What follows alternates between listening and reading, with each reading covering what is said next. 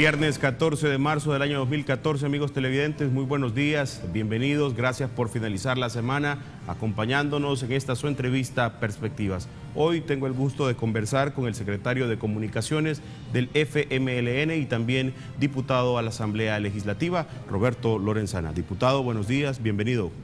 Buenos días, aquí estamos a la orden. Gracias.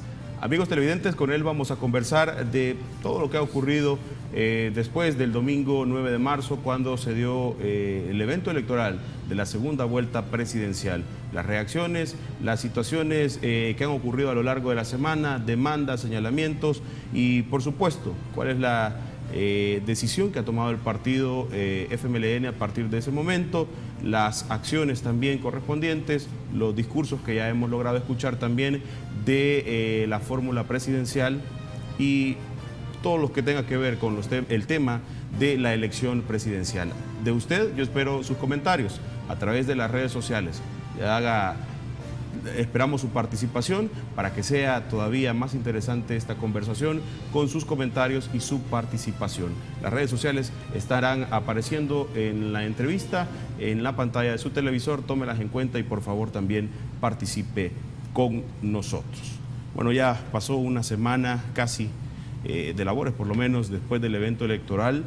Han ocurrido varias situaciones y de todo esto me gustaría escuchar la postura del FMLN en relación a lo que se ha escuchado de discursos del doctor Norman Quijano, la posición del Tribunal Supremo Electoral y en términos generales las impresiones después de esta elección presidencial. En realidad tuvimos un evento electoral que en el desarrollo de los acontecimientos durante todo el día, diferentes dirigentes políticos, analistas,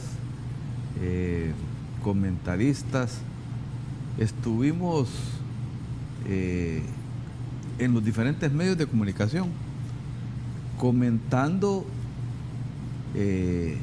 lo positivo del proceso, el rasgo democrático, los niveles de participación, la agilidad del proceso, la eficacia del Tribunal Supremo Electoral y por supuesto la transparencia y la agilidad en la transmisión de la comunicación. Nadie objetó hasta las 5 de la tarde el trabajo que estaban haciendo, y no solo hasta las 5 de la tarde, después, porque hubo observación en todo el proceso del conteo. Ahí no hubo absolutamente ninguna crítica al proceso. Arena tuvo 4 integrantes en cada junta receptora de votos, 2 miembros de mesa y 2 vigilantes. En el mismo sentido el FMLN. La Fiscalía estuvo presente en todos los centros de votación, estuvo presente la Procuraduría y observadores internacionales de todo el mundo. Son miles de observadores que se distribuyeron en todos los centros de votación. Hubo observadores nacionales también, la NEP, FUSADES, otros organismos ONGs tuvieron presencia en todos los centros de votación. Nadie objetó el proceso. Solo hasta que los resultados se conocieron, es que empezó el cuestionamiento a lo fraudulento, dice Arena, del proceso. Pero en ese momento no hubo ningún comentario. Y claro, nosotros tenemos que ser comprensivos de lo difícil que resulta para cualquier contendiente aceptar un resultado en la que termina perdedor. Eso no es fácil, y más cuando las diferencias han sido pequeñas. Esa diferencia, a propósito de la diferencia entre el FMLN y Arena, cuando teníamos como antecedente cerca de 9 puntos el 2 de febrero, ¿era algo que ya se había analizado, era previsible o fue una sorpresa para el FMLN esta diferencia tan corta? No, nosotros no teníamos la expectativa que la diferencia iba a ser tan pequeña, creíamos que iba a ser mayor. Las encuestas de opinión, por supuesto que las encuestas de opinión, la gran mayoría se hicieron o terminaron su trabajo unos 15 días antes, en los últimos 15 días pudo haber habido cambios, de tal manera de que no creo que simplemente así debemos de decir que las encuestas se equivocaron. O sea, pudo haber habido en los últimos momentos y no se logró registrar una diferencia en la matriz de opinión. Pero yo quiero decir lo siguiente: el FMLN derrotó a Arena en la primera vuelta con el 10% de los votos. En la segunda vuelta nosotros no derrotamos a Arena, derrotamos a la derecha política y económica del país. Y ahí hay una gran diferencia. Cuando viene el 2 de febrero y se conocen los resultados, para una parte del gran capital salvadoreño, esa victoria del FMLN tan contundente hace pensar que el FMLN y Salvador Sánchez Serén y la fórmula presidencial del FMLN, incluido Óscar, se convierten en una amenaza real. Así lo registraron ellos. Y entonces se registró y se desarrolló un pánico en la cúpula económica, empresarial del país. Y decidieron imponerse con toda su fuerza. Y desataron una campaña más allá de la campaña, ni siquiera, no siempre con la coordinación del Partido Arena, pero también coordinados. Entonces invirtieron muchos millones de dólares. Hicieron una campaña de miedo que efectivamente logró calar. Dijeron que El Salvador, que el FMLN iba a traer la situación de Venezuela a El Salvador, que la desestabilización social, el caos que se estaba viendo en la televisión, en los medios de comunicación en Venezuela, eso es lo que nosotros queríamos. Y logró impactar en una parte de la población salvadoreña. Y entonces eso hace que se eleve la votación. Afortunadamente también nosotros desarrollamos una estrategia para sostener nuestro voto y para incrementar nuestro voto. Posiblemente no logramos de manera suficiente neutralizar ese esfuerzo del adversario. Pero crecimos, el FMLN creció entre la primera vuelta y la segunda 180,000 votos. O sea, sacamos en la primera vuelta 1.315.000 votos y en la segunda vuelta 1.495.000 votos. O sea, un crecimiento significativo. Pero también hay que decir que los votos de unidad, lo más seguro es que se compartieron, que posiblemente la mayoría de esos votos que son conservadores se fueron con el Partido Arena y una parte posiblemente se vino con nosotros. Entonces, el espectro político, la correlación real de fuerzas en el país se midió en realidad en la primera vuelta, porque ahí está todo el espectro político. Ya en una segunda vuelta, los votos de los otros partidos se vaciaron entre los dos contendientes, ¿no? De tal manera de que hay una situación diferente, hay que hacer una interpretación diferente entre uno y otro momento, pero básicamente a nuestro juicio es lo que pasó. Tuvimos, nosotros hemos derrotado toda una maquinaria empresarial, no solo al Partido Arena. Arena prácticamente es un instrumento muy debilitado y el G20, como le han dado en llamar de manera modesta, decidió entrar con todo, ¿no? Pusieron toda la carne al asador, porque veían que su instrumento podía ser aplastado después de haber sido derrotado con el 10% y le entraron con todo, intimidaron. Son más de 300 empresas que están denunciadas por haber amenazado a sus trabajadores. Todavía ahí el día martes en el Cruzeiro nos hablaba gente por teléfono de algunas empresas que no quiero mencionar. Esa página de todas maneras hay que voltearla. Mire, aquí nos tienen asoleando, estamos presionados por estar acá. Trabajadores de empresas acá que los han obligado a ir a las marchas, como han obligado a trabajadores de las alcaldías. Los que dijeron que el FMLN quería traer la desestabilización, el caos, la violencia y el escenario de Venezuela y El Salvador, son ellos los que lo están practicando. Nosotros esperamos que esto pase, que baje la temperatura, hay que voltear la página, ya se hizo el escrutinio definitivo por parte del Tribunal Supremo Electoral, se consolidaron los datos del conteo preliminar y nosotros esperamos que Arena vaya aceptando gradualmente este resultado. Hay que ser buen perdedor.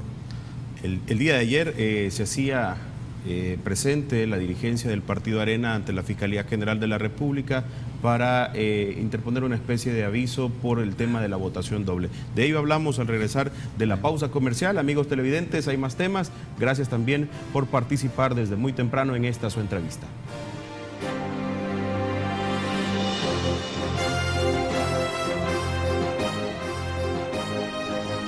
Gracias amigos por quedarse en sintonía de Canal 33.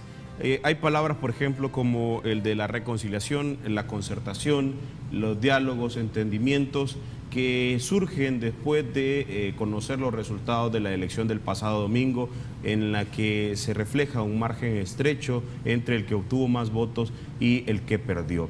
Y todo esto pareciera, cuando hay discursos, por ejemplo, como el del Partido Arena, que insiste en señalar que es un gobierno o un ganador ilegítimo, y temas como ese, pareciera que no es tan fácil de alcanzar el tema del diálogo, la concertación, los entendimientos. Pero me gustaría escuchar su opinión al respecto. Cuando hablamos en privado con algunos dirigentes del Partido Arena, ellos nos han dicho otra cosa. Ahí en el hotel, en el Crow Plaza, donde se estaba realizando el escrutinio, nos decían algunos, miren, ustedes deben de entender que esto, nosotros tenemos que hacerlo, tenemos que demostrarle a nuestras bases que estamos luchando por alcanzar un resultado distinto.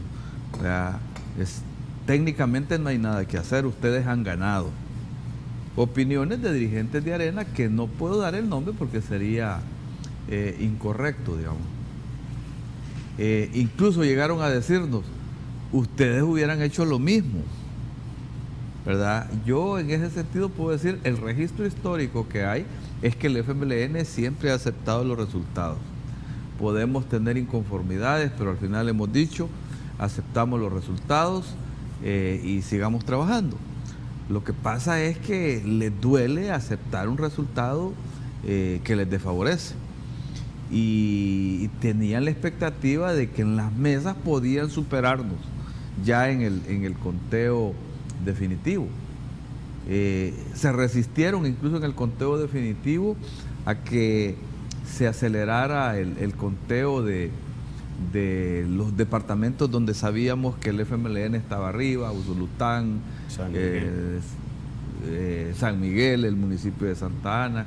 Lo dejamos de último porque ellos retrasaban para que en las pantallas siguiera pareciendo que ellos estaban arriba. Nosotros lo comprendemos, sabíamos claramente cómo estaban las cosas, teníamos el 100% de nuestras actas, el fiscal general de la República tenía el 100% de sus actas y todas las actas fueron cotejadas, y lo que salió al final en el voto definitivo fue avalado por todos, por Arena, porque ahí estaba en el registro definitivo Arena, han firmado las actas, como firmaron en las juntas receptoras de votos, también la Fiscalía estuvo presente, también la Procuraduría, de tal manera de que ellos simplemente no quieren aceptar. Nosotros tenemos que ser comprensivos de eso, ¿verdad? Pero como decimos nosotros, posiblemente con los días estas cosas se van a enfriar. El tiempo es la mejor medicina para los problemas del alma y después vamos a tener chance de conversar. Yo creo que es posible, aún con ese rasgo que tiene, porque en este momento pues los ánimos están un poco calientes. Generalmente los esfuerzos de definiciones importantes no se hacen cuando la temperatura política ha subido. Hay que dejar que se enfríe un poco. Ayer me preguntaba un periodista, me decía, pero lo mismo, ¿cómo será posible si ustedes son dos fuerzas antagónicas, polarizadas? Mire, yo les contaba la experiencia cuando el proceso que se inició con el expresidente Napoleón Duarte de diálogo en los tiempos del conflicto. En realidad, el presidente Napoleón Duarte inició el proceso de diálogo. Pero nosotros decíamos, es muy difícil llegar a una negociación, porque si bien es cierto, él tenía la buena voluntad y marcó el inicio de ese proceso, pero Napoleón Duarte, el expresidente Duarte, no representaba el poder real en el país. Cuando Cristiani gana las elecciones, en el FMLN circuló ya la idea, llegó la idea, con vamos a negociar. Arenas representaba, por supuesto, la fuerza de derecha en el país y representaba verdaderamente el gran capital salvadoreño. Y así fue. Con él ya fue posible negociar porque tenía la autoridad, tenía el respaldo del sector económico más importante del país. Ahora nos decían, bueno, ahora el FMLN no tiene un presidente que viene de afuera del partido. El presidente Funes es un hombre que ha liderado el primer gobierno del FMLN, pero todo el mundo sabe que es un hombre que proviene de afuera, de la sociedad civil. Hoy tenemos un liderazgo del partido FMLN que será el presidente de la República a partir del 1 de junio. Entonces, ahora hay más autoridad, más representatividad del lado del FMLN para hacer un acuerdo nacional. Y en ese sentido creo se tiene la fuerza, el liderazgo suficiente para hacer entendimientos. Ese es un factor nuevo que hay que entender. ¿Qué líneas son las que deben marcarse para que el liderazgo que usted menciona desde la presidencia de la República se ponga de acuerdo con la oposición, y cuál también debe ser el papel de esta oposición para encontrar la solución de los problemas del país? Bueno, el presidente electo Salvador Sánchez Serén ha hecho un planteamiento a la nación que, bueno, lo inició desde la campaña antes de que se ejecutara la segunda vuelta, en el sentido de que él va a lanzar en los próximos días un grupo gestor que construya una agenda, una metodología, una visión, una concepción para llegar para que aterrice en un acuerdo nacional. Eso implica una agenda sobre los grandes temas de interés nacional en los que debemos de buscar acuerdo todos los salvadoreños. Sabemos que este tipo de planteamientos de un pacto de país, de una agenda nacional, etcétera, han tenido cierto desgaste a lo largo de los años, porque después del gran acuerdo de paz en 1992, algunas iniciativas de ese tipo han quedado sesgadas, han sido superadas por los acontecimientos y no se ha podido concretar resultados. Frente a ese riesgo también estamos, ¿no? Que se haga una propuesta de este tipo y no se logre generar la confianza necesaria para concluir en un acuerdo. Nosotros de todas maneras tenemos la firme determinación y Salvador ha expresado su voluntad de realmente buscar un acuerdo nacional en los grandes temas del país. En ese sentido, por la situación que se ha vivido, digamos, durante la actual administración, en una, podríamos decir, constante diferencia entre el presidente de la República con el sector empresarial o con una parte del sector empresarial del país, ¿qué hace o qué va a ser diferente el hecho de que alguien del liderazgo histórico del FMLN sea ahora quien esté con las riendas del Ejecutivo para poder encontrar ese acercamiento o no fracturar todavía más esa relación con la empresa privada?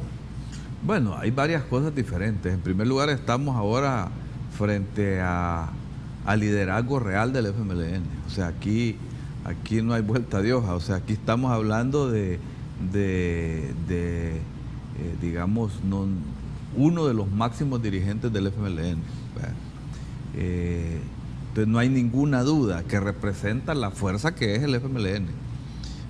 Y el FMLN ha tenido como característica que cuando se compromete con algo lo cumple. Ese ha sido un rasgo de nuestra conducta política. Y es un rasgo también del presidente electo Salvador Sánchez Serén. Él es un hombre de compromisos y respeta los compromisos que asume. y tiene por supuesto el liderazgo suficiente para también en el partido tener el respaldo necesario de la fuerza política que representamos. Por otro lado, Salvador Sánchez Serén, hay que decirlo, es un hombre con un estilo diferente, ¿verdad? Cada persona es un estilo, ¿verdad? Como dice, el estilo es el hombre, decía un gran escritor. Y entonces el rasgo de la personalidad de Salvador es muy diferente. Es un hombre dialogante, es un hombre tranquilo, es un hombre que le gusta escuchar, que tiene firmeza suficiente también para impulsar lo que quiere, pero sin duda van a encontrar las puertas abiertas, abiertas en todo sentido. Ha reiterado en su discurso que quiere buscar entendimientos con los diferentes sectores. Tenemos un amplio entendimiento como FMLN, hemos venido construyendo una gran alianza nacional para respaldar la candidatura de Salvador y Óscar, pero bueno, ahora ya embestido de esta responsabilidad, está en la disposición de entenderse con los diferentes sectores. Nosotros, esa es la voluntad del FMLN, además no es solo la voluntad de él, queremos tener entendimientos, no estamos a favor de este tipo de confrontaciones. La batalla electoral ya pasó, no es bueno que le den rasgo de lucha de clases a esto, nosotros no lo estamos promoviendo. Eso de bloquear calles, de quemar llantas, de generar caos, de cuestionar la institucionalidad del país, cuando ha funcionado según la comunidad internacional de manera ordenada, eficaz y transparente. Nosotros no queremos meternos en eso y ojalá que no logren meternos en eso. ¿Cómo porque podrían nosotros, meterlos en eso? en la medida en que se va generando el caos, la desestabilización, porque el escenario de Venezuela, quienes lo están trayendo son ellos, ¿verdad? Y nosotros hemos sido respetuosos, estamos tranquilos, ¿verdad? En toda la campaña tuvimos esa línea y la seguimos teniendo, ¿verdad? No aceptamos provocaciones, ¿verdad? No hemos querido salir al enfrentamiento con concentraciones de ese tipo, ¿verdad? Generaríamos un gran caos, mucho menos vamos a hacer llamados a la sublevación, como lo hizo Norman Quijano, llamando a las Fuerzas Armadas a sublevarse. Ya la Fuerza Armada sentó posición sobre esto. La Fuerza Armada solamente responde al comandante general de la Fuerza Armada, que es el presidente de la República. Y las Fuerzas Armadas, por mandato constitucional, no se mete en política. Así quedó establecido en el acuerdo de paz. Hoy Norman Quijano quiere que violemos el acuerdo de paz también y quiere involucrar a las Fuerzas Armadas en esto. Eso es muy riesgoso. Ya él había dado otros antecedentes. Recuerdan, en la campaña dijo que había que militarizar la seguridad. O sea, el ejército había que meterlo prácticamente a asegurar la conducción de la seguridad. Ese fue un antecedente de una visión autoritaria, ¿verdad? Nosotros creemos que debe de seguirse respetando las instituciones, hay que cumplir con la ley.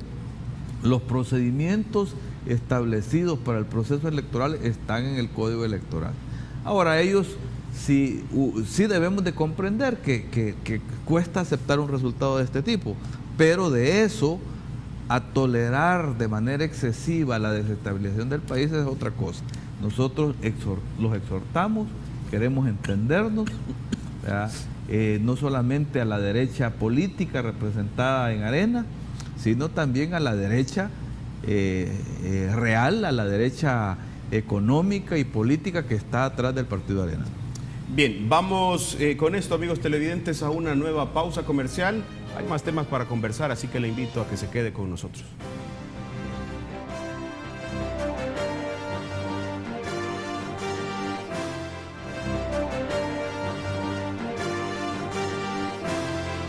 Muchas gracias, amigos televidentes, por estar en sintonía de Canal 33. Esta mañana converso con el secretario de Comunicaciones del partido FMLN y también diputado de la Asamblea Legislativa, Roberto Lorenzana.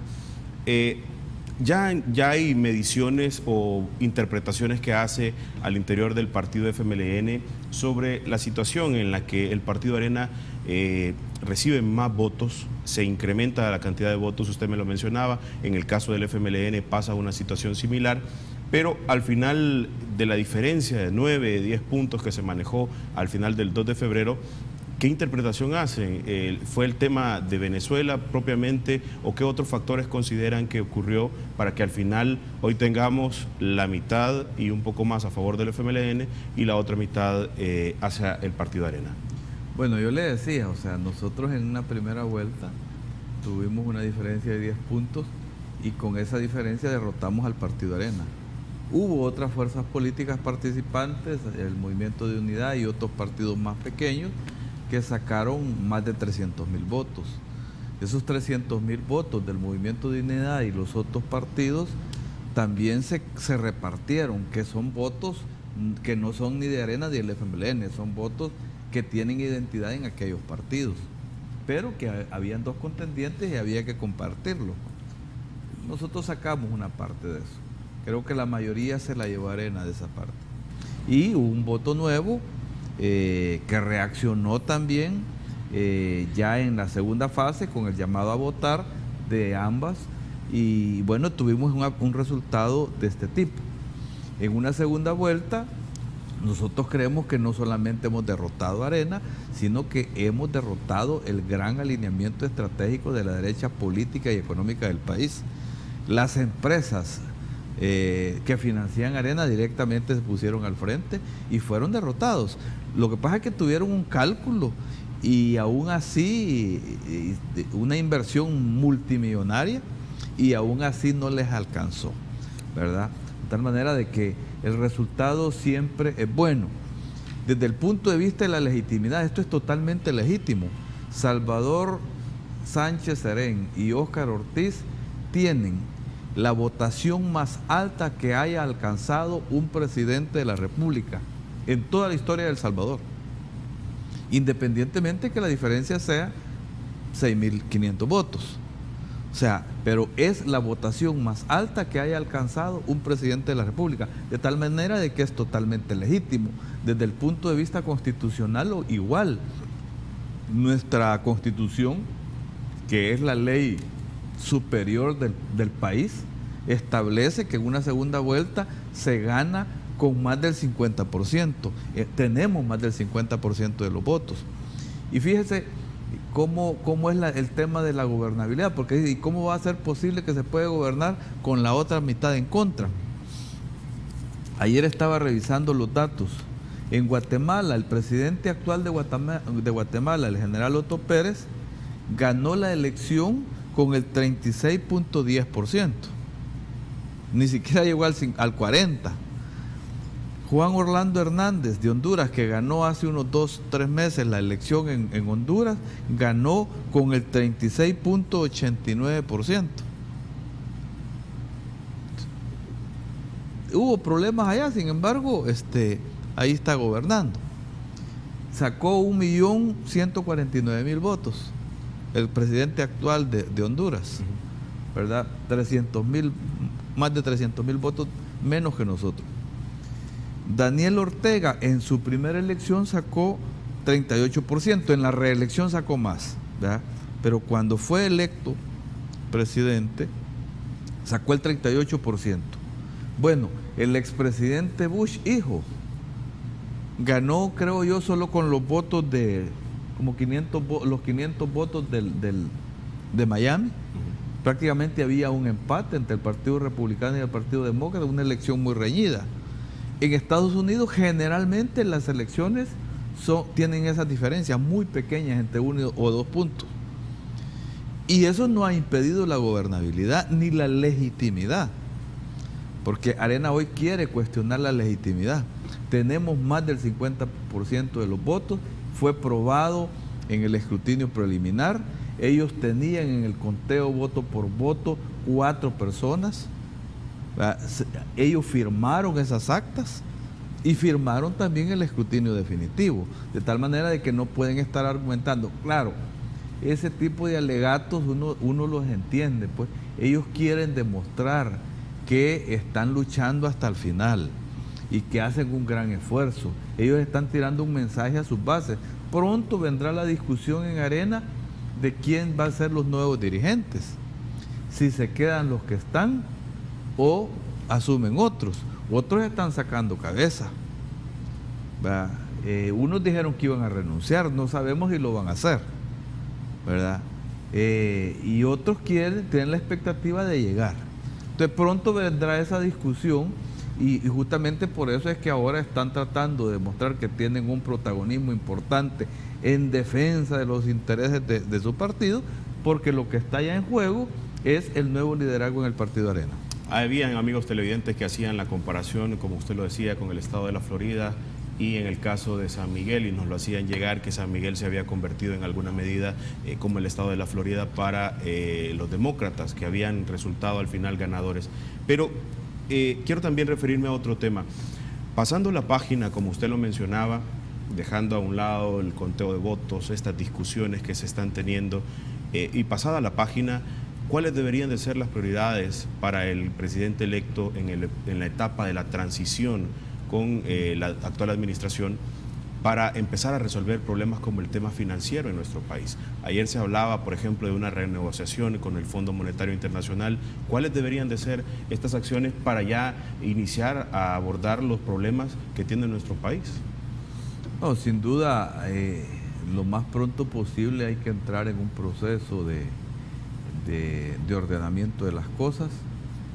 Hay que trabajar ya en la transición del gobierno. La transición no creo que sea una cosa tan difícil, porque ahora estamos en un gobierno en que el FMLN tiene participación, conocemos a todos los ministros, ministras, o sea, esa es una transición menos traumática. Más difícil es cuando es de partido a partido, ¿no? Sin embargo, ahora nosotros creemos que eso se va a facilitar. Pero está el tema de la la concepción de la transición, que tiene que ver con la definición del plan de gobierno. Nosotros hemos presentado un programa, pero hay que convertirlo en plan, con objetivos más específicos, con metas concretas, cuáles son los recursos de que se dispone, llegando incluso a definir cuáles son las personas que van a estar al frente de las diferentes responsabilidades. Salvador ha dicho, este será un gobierno del FMLN, pero será un gobierno plural en la que estarán presentes otros sectores, personalidades que no son miembros del FMLN, y también ha dicho de que los miembros del actual gabinete, una parte del actual gabinete tendrá presencia en el futuro gobierno. Todavía esas definiciones no se han hecho, pero a eso se entraría en las próximas semanas. Son decisiones que él tomará pronto. Bien, hacemos, amigos televidentes, la última pausa comercial y regresamos con algunos de sus comentarios.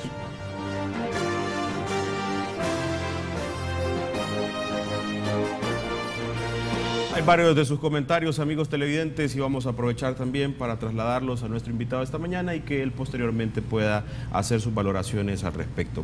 Dice, por ejemplo, Marta 1960 en Twitter, una derrota dice que está en duda y no es clara por la diferencia lograda por el partido Arena. Ben Cáceres dice, no fue campaña de miedo, fue de conciencia y realidades, no queremos estar como Venezuela. Dice William Omar Martínez, en la elección del hoy presidente Funes también se derrotó a la derecha total, dice. Entiendan, dice Marta nuevamente, que la mayoría de la población no está de acuerdo con su administración. Nos tiene sumidos en un caos económico, dice Marta. Dice Héctor Mesa también en el Twitter, Sánchez Serén fue quien trajo el tema de Venezuela y el faro de luz. El miedo lo metió el FMLN, el presidente Funes despotricando contra Arena. Mr. Bonilla, así se identifica en el Twitter, dice, hoy veremos la verdadera cara del frente. Alvo Herrera dice, Arena creció 450,000 votos entre la primera y la segunda vuelta, salió más fortalecido. La mitad del país derrotó toda la maquinaria de una empresa, partido, a pesar de sus millones, más de los impuestos con el presidente Funes, también es el comentario que hace otro amigo televidente. Y en esta sintonía van varios comentarios. Kim Arévalo también dice, pregunto, ¿quién está haciendo el país como Venezuela con protestas y quema de llantas? ¿Y esto de qué se trata? Dice Alex Alfaro también, tampoco hablen de cosas como tercera vuelta o la tercera parte de la gente que ha votado, porque no creemos en la política nefasta, no votamos. Es una persona que hace también alusión al tema de los votos nulos, el abstencionismo, que al final fue considerable en esta elección también. Sí. Bueno, también, en realidad los votos nulos es una opción política. Hasta campaña hubo de un equipo de gente que llamaba a votar en nulo. O sea, esa es una opción política. Hay gente que decide y aquí la gente se expresó libremente. Quien quería anular su voto lo anuló y es una opción política. Pero bueno, yo en términos generales creo que estas opiniones reflejan la diversidad de las dos opciones prácticamente, ¿verdad? Alguien decía que también en la elección del 2009 se derrotó a toda la derecha política. Es realmente, yo creo que es cierto, en aquel momento no hubo, se definió en una sola vuelta, pero Arena presionó al resto de partidos de la derecha a que renunciaran sus candidaturas. El PCN renunció a su candidatura, el PDC renunció a su candidatura y respaldaron de una sola vez la candidatura de Arena. Entonces, en ese sentido, y había un respaldo generalizado de la derecha económica al partido Arena. O sea, en ese sentido creo que hay una coincidencia con la segunda vuelta, ¿verdad? Porque en la primera vuelta nosotros tuvimos otras opciones políticas que participaron y que tienen un caudal importante. Eso es real.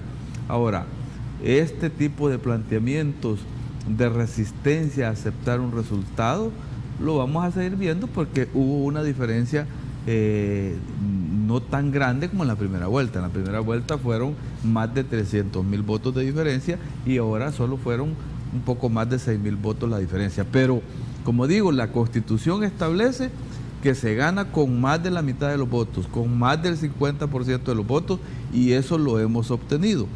Lo hemos obtenido enfrentando toda la maquinaria mediática, la inversión multimillonaria que hicieron los sectores del gran capital, respaldando un instrumento que lo veían muy debilitado. Dice, por ejemplo, el amigo Héctor Mesa, entendemos lo difícil que es para el FMLN no querer un conteo voto por voto porque nos daremos cuenta de un fraude. Dice también otra amiga televidente, Carolina Rubio, se es un buen perdedor cuando la otra parte también es un buen ganador.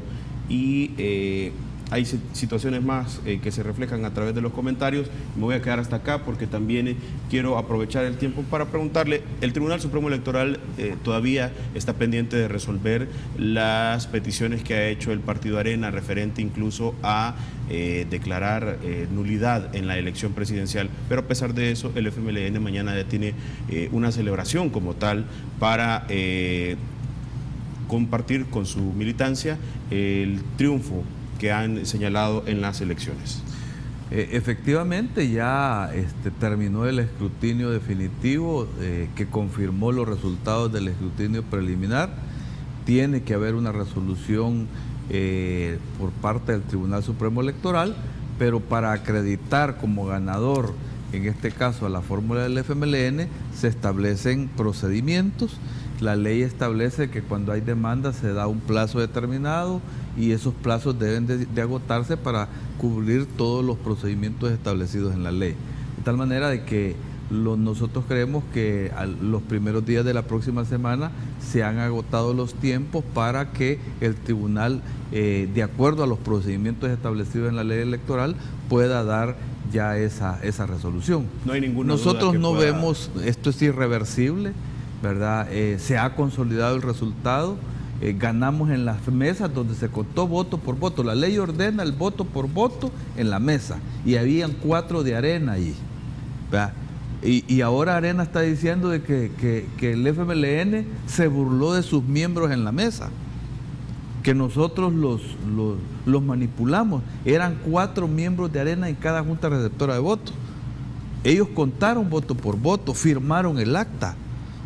Y entonces no estaban dormidos los miembros de Arena. La ley establece que ahí se hace el conteo voto por voto. Después se pasa a revisar las actas que han firmado juntos.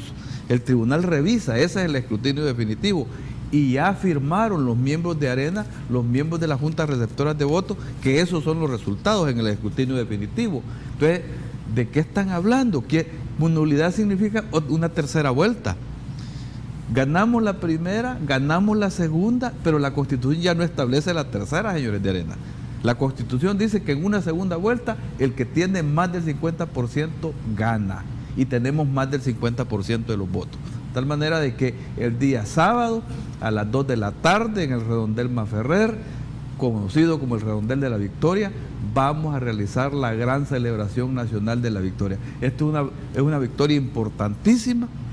Es la más alta votación que haya tenido el FMLN, pero también es la más alta votación de la historia que haya tenido un presidente de la República. Y en ese sentido, llamamos a todo el pueblo salvadoreño, a nuestros simpatizantes, a nuestros militantes, a celebrar a partir de las 2 de la tarde en el Redondel Maferrer el próximo sábado. Muchas gracias por haber venido esta mañana y compartir con la audiencia del Canal 33. Muchísimas gracias a ustedes. Gracias. Amigos televidentes, gracias por acompañarnos a lo largo de la semana.